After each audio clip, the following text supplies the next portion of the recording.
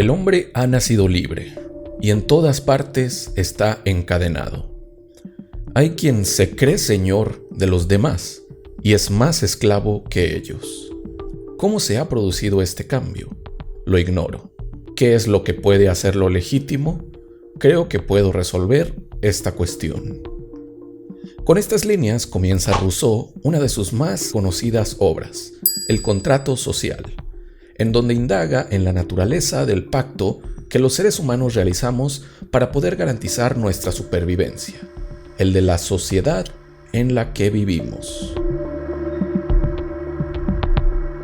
¿Por qué el ser humano llega a renunciar a su libertad natural por pertenecer a un estado que lo limita? Y más enigmático aún, ¿cómo los humanos somos, al renunciar a nuestra libertad natural, aún más libres mediante la libertad civil? Esto y muchas otras cuestiones trata Rousseau en la obra que hoy veremos, El contrato social.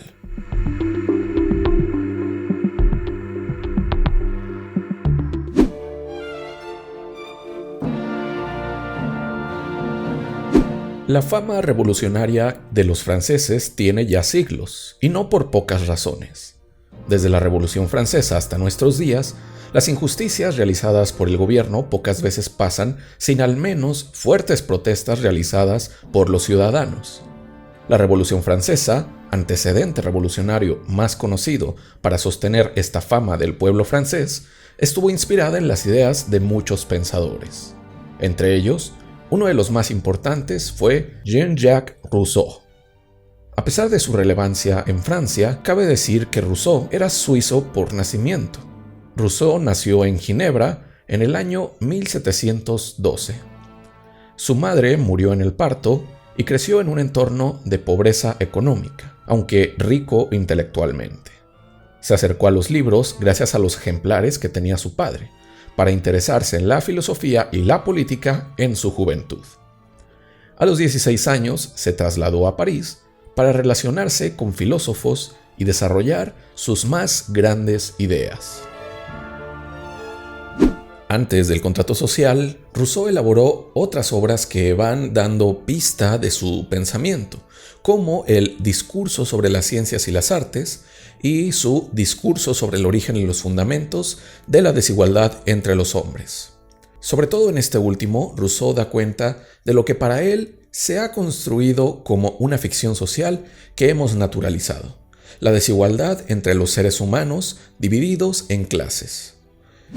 A las clases sociales a las que Rousseau se refería no eran tal cual las de hoy, obviamente, sino a lo que todavía quedaba en Francia de las clases feudales, en donde tu nacimiento marcaba tu pertenencia a una clase.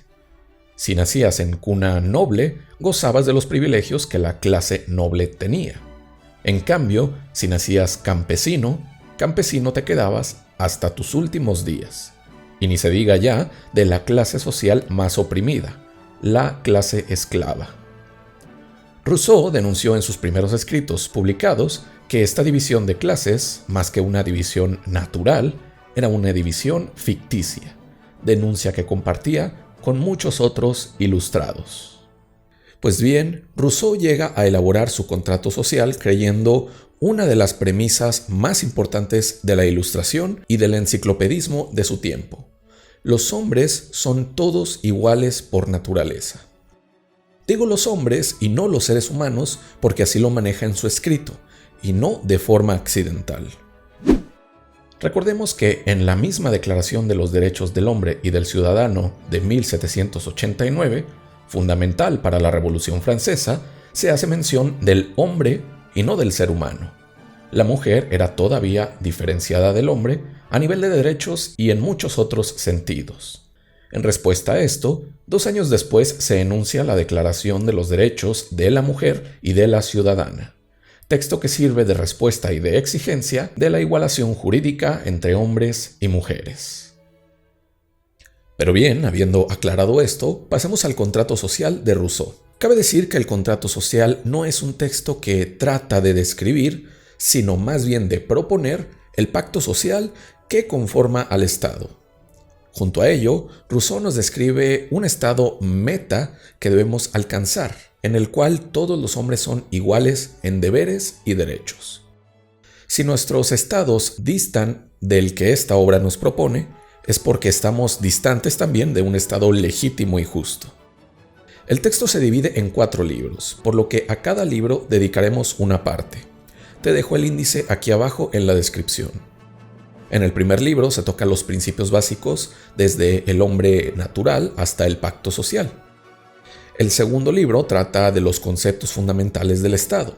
El tercero sobre el gobierno y sus distintos tipos, mientras que el cuarto se centra en cómo puede mantenerse el pueblo libre de cadenas y garantizar que la voluntad general se respete. Vamos al libro 1, a los principios del contrato social.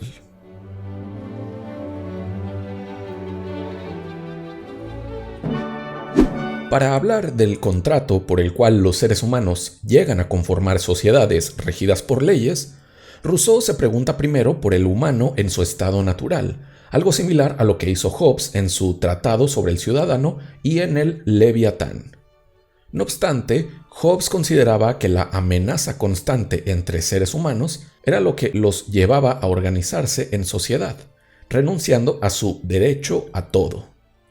Hobbes describía al ser humano como esencialmente egoísta, en el sentido de que busca su supervivencia y la de sus seres queridos.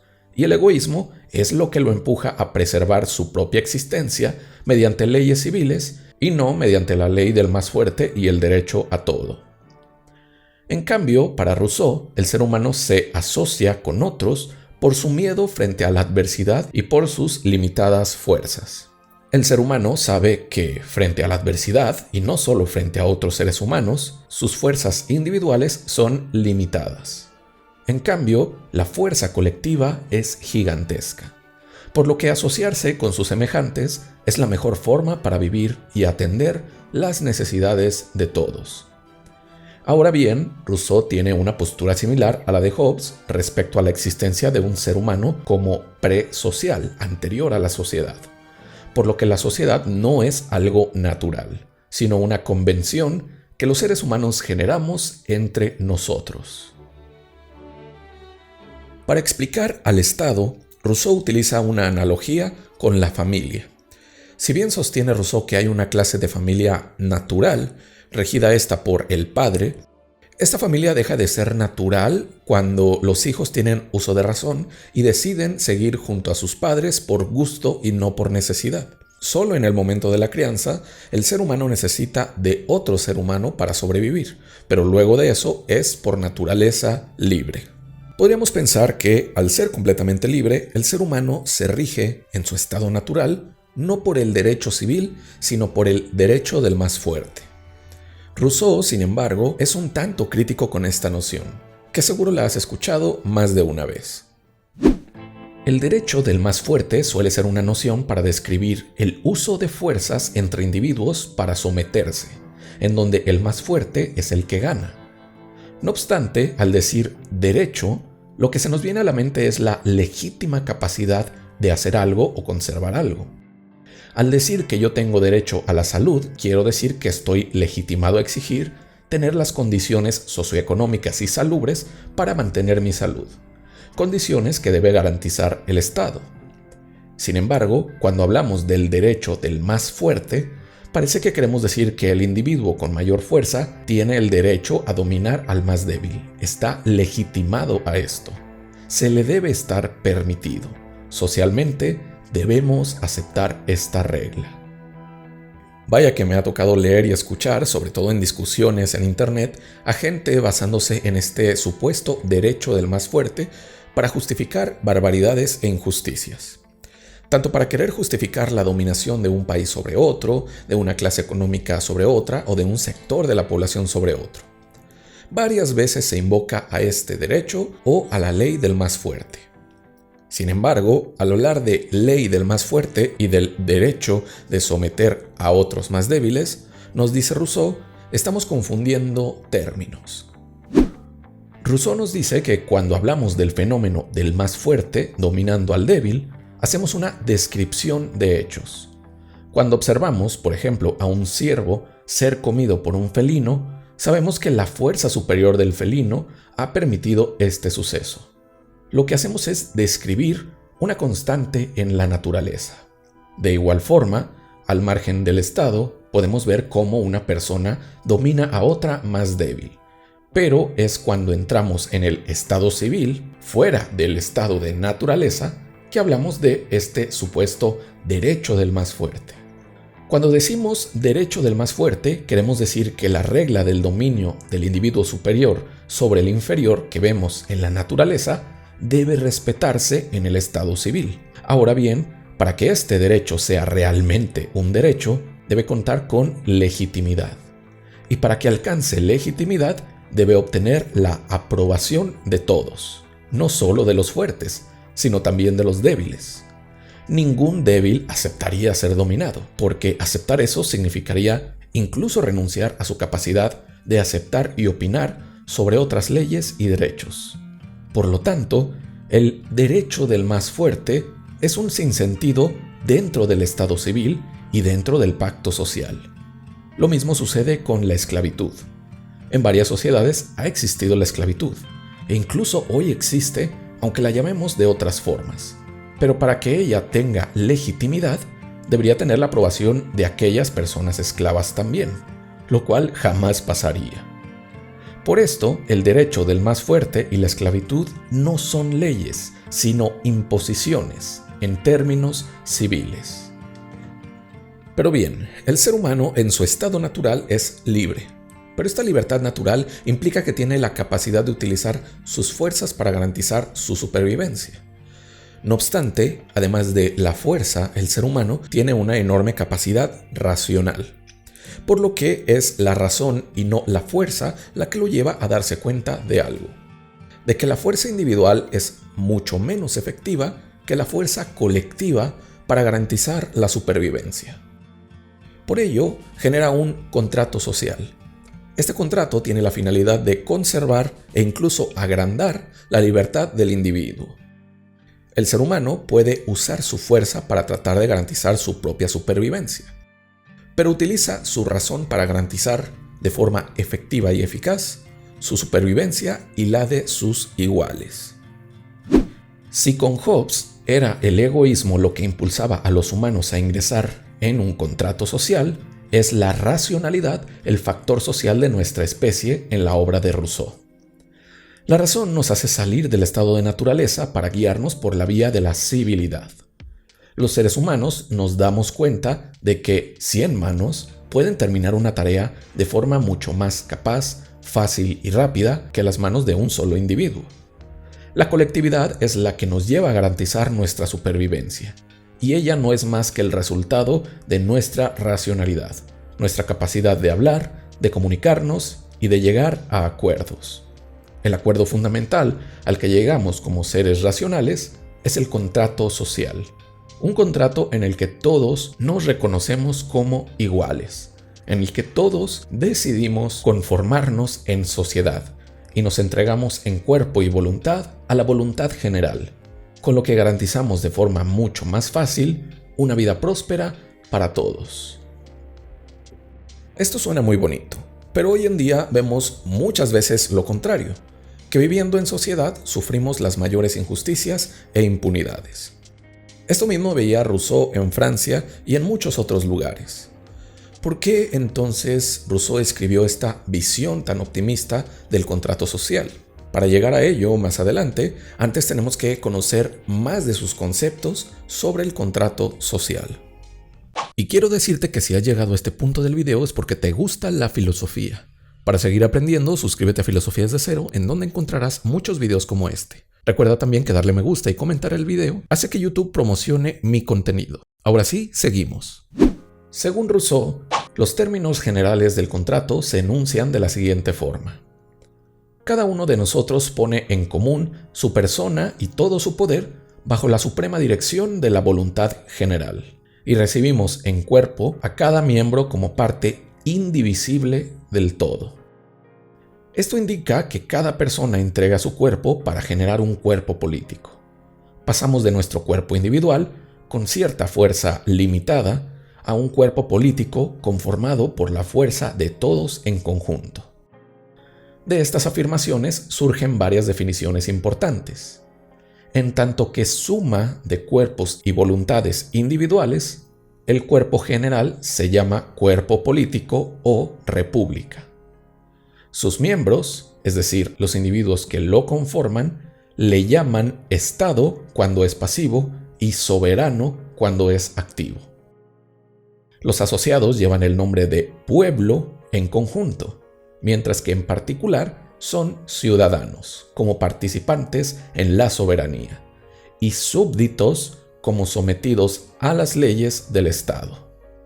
La voluntad individual queda en un segundo plano, por debajo de la voluntad general o voluntad popular, término inventado por Rousseau.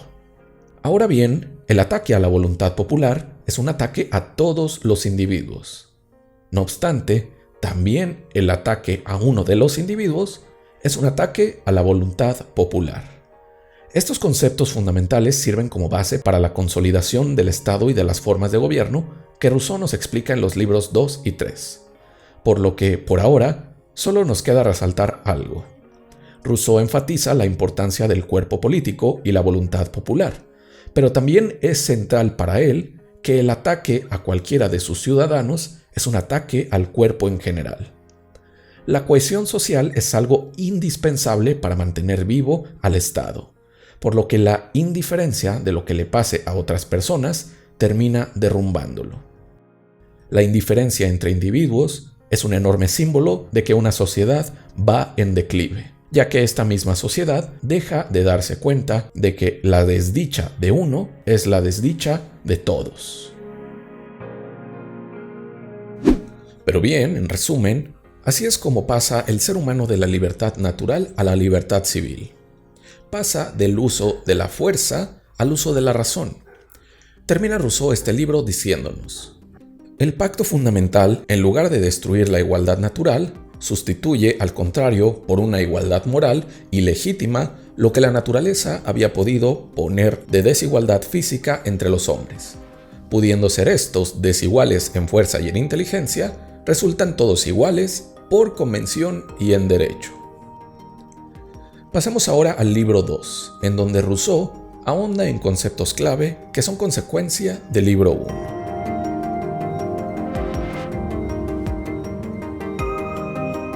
Pues bien, una vez conformado el pacto social, el contrato por medio del cual cada individuo entrega su fuerza y su voluntad individuales a la fuerza y voluntad del colectivo, Rousseau comienza a analizar las características de este cuerpo político. Este cuerpo colectivo tiene soberanía, voluntad y fuerza. La soberanía se entiende como poder supremo a todos los demás que puedan existir. El pueblo es quien tiene ese poder supremo. Ahora bien, esta soberanía tiene que ser, por su propia definición, indivisible, ya que no puede haber dos poderes soberanos, porque sería supremo o uno o el otro. Ahora bien, nos dice Rousseau, esta soberanía tiene límites o reglas elementales por su misma naturaleza. A este respecto nos dice: el pacto social establece entre los ciudadanos tal igualdad que todos se obligan en las mismas condiciones y deben gozar todos de los mismos derechos. Y más adelante, el soberano no tiene nunca el derecho de cargar a un súbdito más que a otro. Todo esto suena muy bien, pero una de las partes más polémicas de este libro es el capítulo 5, intitulado Derecho de vida y muerte, que, a mi parecer, contradice las bellas palabras dichas al final del libro anterior. En él nos dice: el pacto social tiene por finalidad la conservación de los contratantes. Quien quiere el fin, quiere también los medios. Y estos medios son inseparables de algunos riesgos, incluso de algunas pérdidas. Quien quiere conservar su vida a expensas de otros, debe darla también por ellos cuando sea necesario. Ahora bien, el ciudadano es juez del peligro al que la ley que se exponga, y cuando el príncipe le ha dicho: conviene al Estado que tú mueras, debes morir. De esto se desprende la legitimidad, por una parte, de forzar a los ciudadanos a la guerra, y por otra, de legitimar la pena de muerte. Hablaremos más de esto al final del video, en la conclusión. Rousseau nos explica que si el pacto social conforma el cuerpo político, la legislación y las leyes conforman la voluntad y el movimiento de este cuerpo. La legislación es la creación de las leyes, y no le compete a nadie más la creación de las leyes que a aquel que debe obedecerlas, es decir, el pueblo. Por ello, nuestro filósofo considera que el poder legislativo le pertenece únicamente al soberano. Las leyes, nos dice, no son más que las condiciones de la asociación civil, las condiciones específicas del contrato social. Quien debe ser el autor de estas condiciones, de estas leyes, es el pueblo sometido a las mismas. Ahora bien, Rousseau explica que existen hombres con cultura jurídica que deben ser aquellos encargados de redactar la ley cuando el pueblo no logre ver lo que es bueno para él. Este agregado me parece un tanto contradictorio, ya que incluso sostiene que es legítimo decir que es voluntad divina la ley que propone el redactor si el pueblo, por este medio, aceptará la legislación. Es decir, Rousseau cree que el pueblo debe dar el contenido de estas leyes, pero que cuando el pueblo es ignorante y poco letrado, la tarea debe serle asignada a aquellas personas que tengan una preparación jurídica, e incluso estas personas están legitimadas a engañar al pueblo si este engaño tiene como objetivo el bienestar general. Claro está que Rousseau no había sido testigo de tantas decisiones que por una persona letrada, con mucho poder, puede tomar con el pretexto de ser beneficiosas para el pueblo y que, en realidad, solo le benefician a ella. Para finalizar este apartado, nos hace el autor unas aclaraciones respecto al tamaño de los estados. Nos dice que debe haber una relación entre la extensión territorial y la población en donde no sobre ni falte tierra. Por una parte, Aristóteles ya había hablado de la importancia que tiene el tamaño territorial de un estado, el cual no debe exceder la capacidad de ser recorrido por sus gobernantes de forma eficaz. El no poder recorrer fácilmente un estado genera, según el autor griego, las posibilidades de descuidar partes del mismo. Sin embargo, Rousseau no solo se fija en ello, sino también en cuánta población puede hacer uso de ese territorio y qué tan fértil es. El tamaño del territorio y las proporciones de este que son fértiles deben ser suficientes para poder cultivar el alimento de quienes lo habitan. Si se excede en número de tierras a la población capaz de trabajarla, mucho terreno será desaprovechado e incluso descuidado, a riesgo de que lleguen invasores a él. Por otro lado, si la población es demasiada para el territorio fértil del estado, el hambre será una constante, a menos de que se llegue a un trueque con otros estados mediante mercancías y servicios no alimentarios. El problema de esto es que hace al estado dependiente del exterior. Por último, sobre la riqueza, Rousseau nos dice que, si bien no pretende la igualdad absoluta en bienes materiales, lo que debe garantizar el Estado es que ningún ciudadano sea lo bastante pobre como para verse obligado a venderse. En una nota al pie nos dice también: si queréis, pues, dar al Estado consistencia, aproximad los grados extremos todo lo posible. No toleréis ni gentes opulentas ni pordioseros. Rousseau seguramente vomitaría si presenciara a los ultramillonarios que hay hoy en día. Muy bien, pasemos al libro 3, a los tipos de gobierno que un Estado puede tener.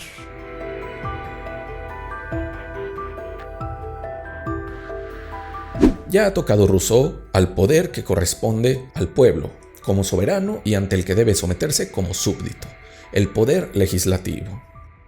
En el libro 3, lo que busca es ahora ahondar en el poder ejecutivo, a quien llama gobierno. Según Rousseau, el pueblo requiere de un aparato distinto que ejecute las leyes. Es decir, el poder legislativo crea las leyes, el poder ejecutivo las ejecuta, las hace cumplir. Es, por así decirlo, un trabajador a quien se le contrata para cumplir con una misión: garantizar que todo individuo, que todo ciudadano, cumpla con la ley misma.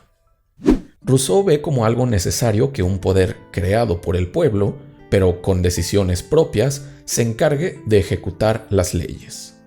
Esto no quiere decir que este poder, el Poder Ejecutivo, haga lo que se le antoje, sino que, dentro de sus capacidades, sea la parte activa del cuerpo político.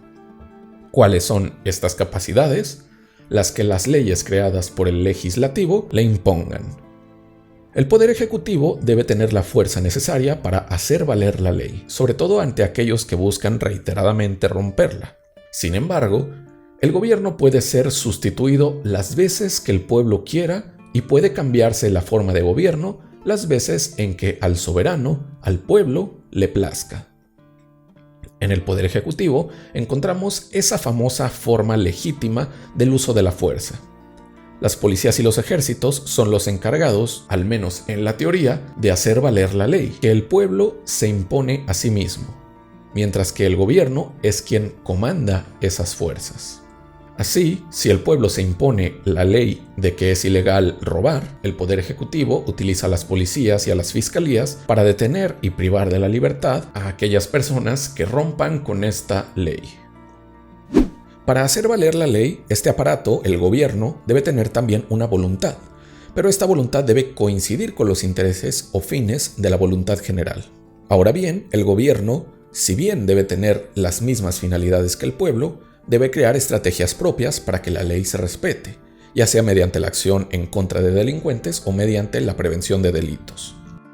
Los medios son complejos, pero garantizar el respeto a la ley es el fin común al pueblo y debe serlo también al gobierno. En caso de que se corrompa el gobierno, esto es a causa de que ha dejado de obedecer a la voluntad general, pasando a atender solo los deseos de voluntades particulares, individuales.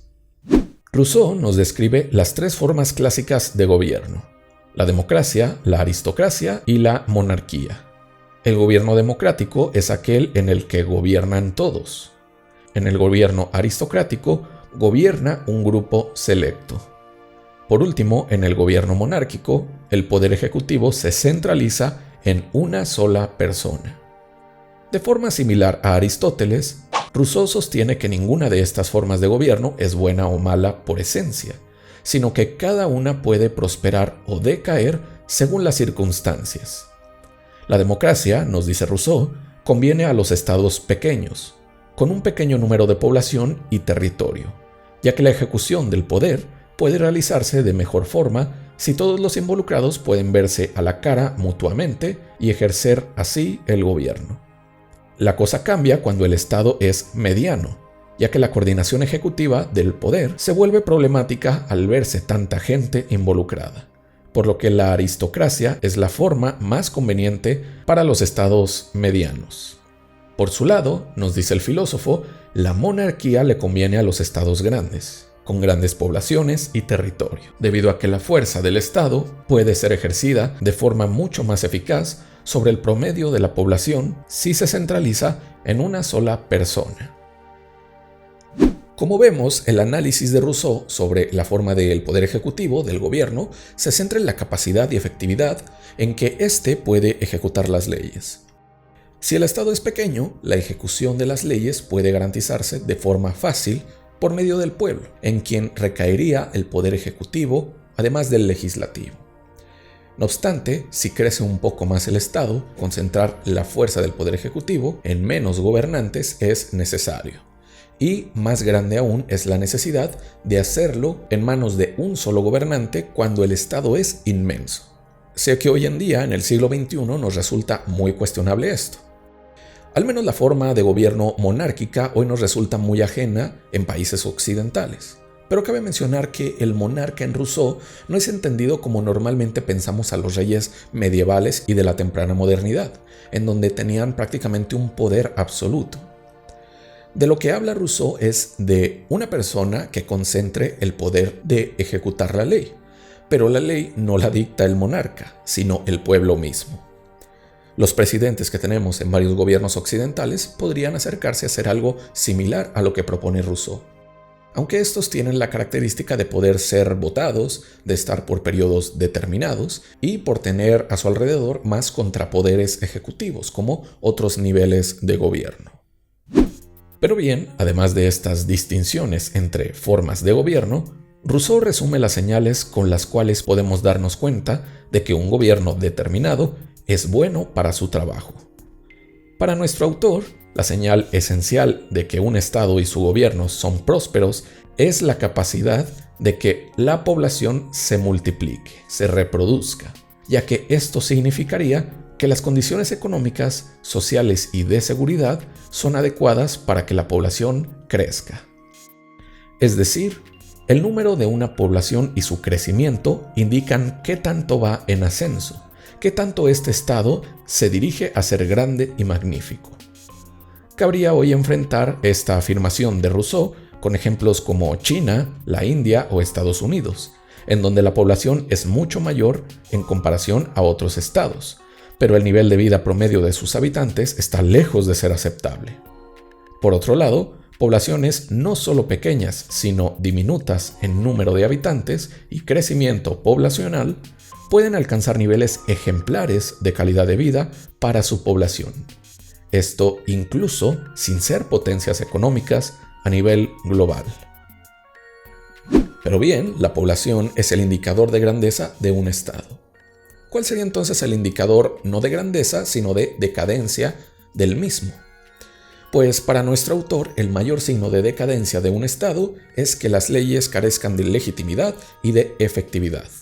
La carencia de legitimidad implica que, para la población, las leyes sean injustas, por lo que éstas están apartadas de la voluntad popular.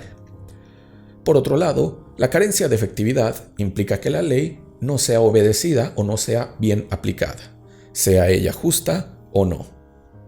Creo que podemos sentirnos más que identificados al hablar de leyes que a toda la población le parecen injustas. La distancia entre la clase política y la población de a pie es tanta en muchos de nuestros países que vemos como completamente ajena la ley que el legislador crea, a pesar de que éste presume representarnos. Una ley que reprima a la población puede ser efectiva, pero rechazada por el pueblo en general. Esto implica que carece de legitimidad. Ahora bien, cuando la ley tiene legitimidad, es aprobada por el pueblo, pero no es aplicada, o al menos no de forma adecuada, se dice que carece de efectividad. Un claro ejemplo es la ley que prohíbe el robo, ya que creo todos estamos de acuerdo con ella. Es una ley legítima, pero rara vez vemos que el gobierno la haga cumplir, por lo que el impedimento para sufrir un asalto en la calle muchas veces no es la policía y la ley, sino nuestro gas pimienta. Pues bien, Rousseau se hace una pregunta tras hacer este diagnóstico de los estados en decadencia. ¿Cómo podemos evitar que esto pase? ¿Cómo podemos evitar que la ley carezca tanto de legitimidad como de efectividad? Para eso debemos pasar al siguiente y último libro.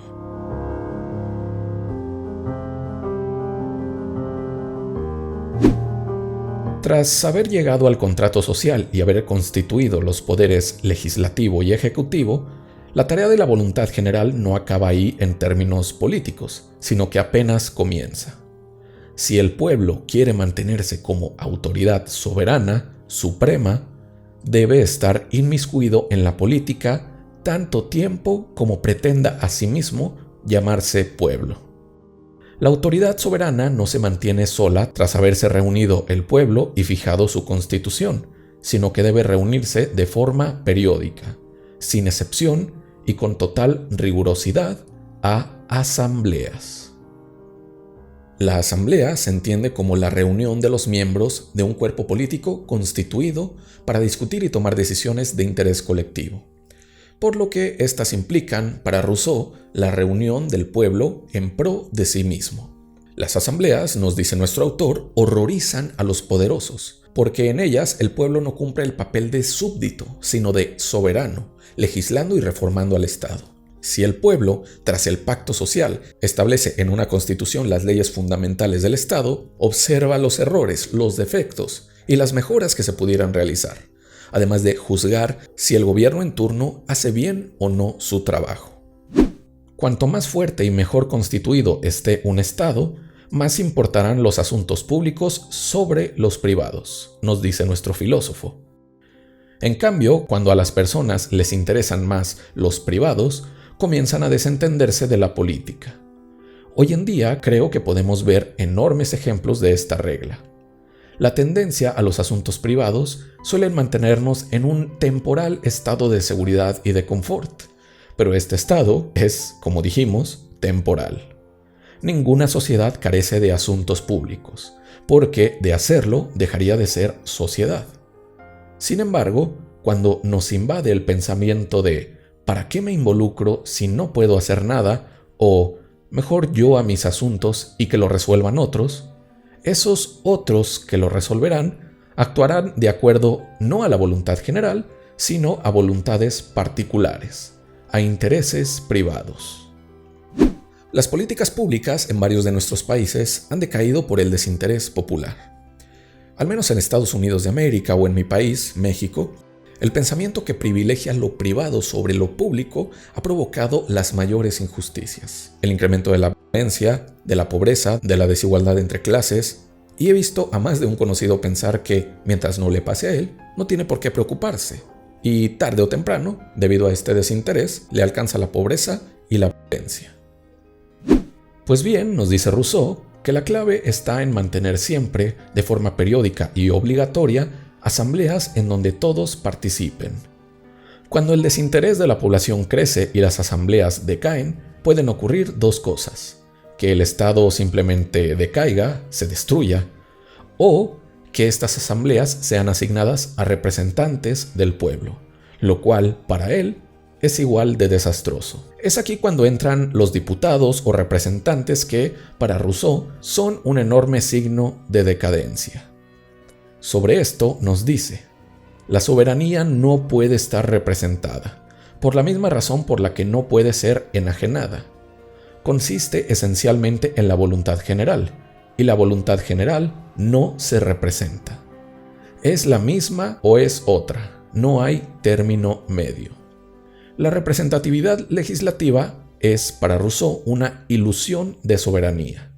Pero te pregunto a ti, quien está escuchando esto, ¿cuántas veces las decisiones de tus diputados han dependido de la voluntad de ti y de tus vecinos? ¿En cuántas asambleas le has podido decir al diputado de tu distrito cómo debe legislar y votar? ¿Cómo debe actuar? Creo que no necesito hacer encuestas o sondeos para saber la respuesta que todos y todas daremos. Entonces, lo que nos advierte Rousseau, en resumen, es que la indiferencia del individuo sobre los asuntos públicos es la peor alarma de que un Estado va en decadencia, y que pronto una tiranía, una oligarquía o una anarquía saldrán a flote.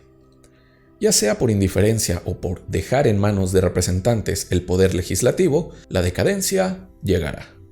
Y pues bien, entre otros apuntes finales del último libro del Contrato Social, Rousseau nos habla sobre el tribunado como un tercer poder que no le pertenece ni al Ejecutivo ni al Legislativo, y que se debe encargar únicamente de conservar e interpretar las leyes, de vigilar que las leyes que el Legislativo crea, el Ejecutivo las cumpla y respete. Si el Ejecutivo llega a influir en el tribunado, se convierte en una tiranía el Estado. No ahonda mucho en este tercer tipo de poder, pero los tres poderes a los que llega son similares a los clásicos que hemos aprendido en la escuela, sobre todo en países constitucionales presidencialistas: el poder legislativo, el ejecutivo y el judicial.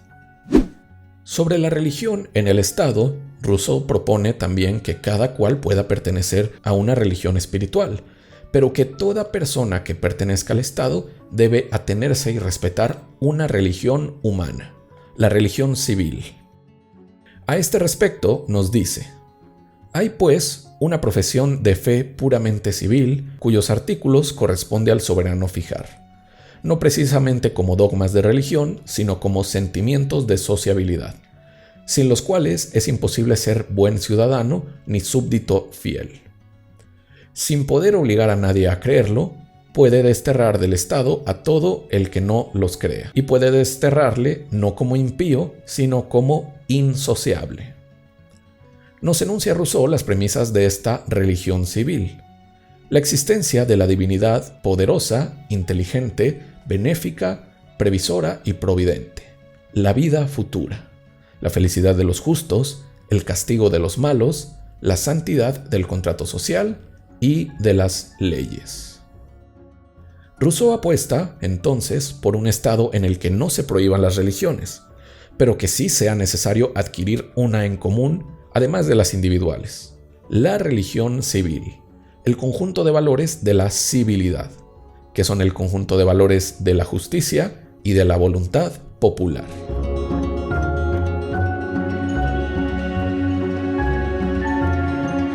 Para concluir este video, quisiera mencionar algunos aspectos a criticar de los argumentos que Rousseau expone en esta obra y específicamente la legitimación de la pena de muerte y su ambigüedad e incluso contradicción sobre los hombres electos a los que compete legislar. Rousseau sostiene que el cuerpo político conformado gracias al pueblo en su conjunto tiene enemigos.